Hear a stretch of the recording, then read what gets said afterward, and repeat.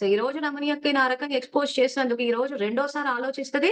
ఆ తర్వాత తగ్గిపోయింది. ఇంకా ఆ తర్వాత ఎప్పుడు ఫోను చేయలేదు. ఎన్నో చోట సేవలకెళ్ళిపోయినా. ఒక రమణి అక్కని ఎక్స్‌పోజ్ చేస్తే అందరు అక్కలు సైలెంట్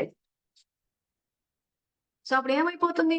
జ్ఞానప్రకాశం ముందుకెళ్తుంది. అంటే ఎక్కడో చోట ధైర్యంగా అడుగు ముందుకెయ్యాలి. అయ్యో! చెడ్డ పేరొస్తదేమో అనంటే సర్వస్వ త్యాగులవ్వండి అంటుంది. పేరు ప్రతిష్టల గురించి నిర్మాణంగా అయిపోండంటుంది. ఇంకా మనకు కావాలంటే బ్రహ్మబాబాని చూద్దాం. బ్రహ్మబాబు అట్లాగే యాంటీ ఓమండల్ తిరుగుబాటు చేసింది ఆగిపోయాడు. ఎందుకంటే ఆయన చదువుకున్నాడు. హైలీ ఎడ్యుకేటెడ్ ఆయన. ఆయనకు తెలుసు ఏది రైటా, రాంగా అని చెప్పి. అందుకే ముందుకెళ్ళాడు. మేము చదువుకున్నాం. మాకు రైట్ అది రాంగా ఏదని మాకు తెలుసు. ముందుకెళ్ళిపోయాడు. చదువు రానోడు భయపడతాడు. ఆ చదువు లేకపోవడం వల్ల భయమన్నదొచ్చినప్పుడు ఆ ఎక్స్‌ప్లాయిటేషన్ దోచుకోవడము. ఎక్స్‌ప్లాయిటేషన్ అంటే ఏంటి? దోచుకోవడం. ఆ దోచుకోవడం అన్నది ఎప్పుడు జరుగుతదంటే రైట్ ఆర్ రాంగో తెలియనప్పుడు, ధర్మం తెలియనప్పుడు.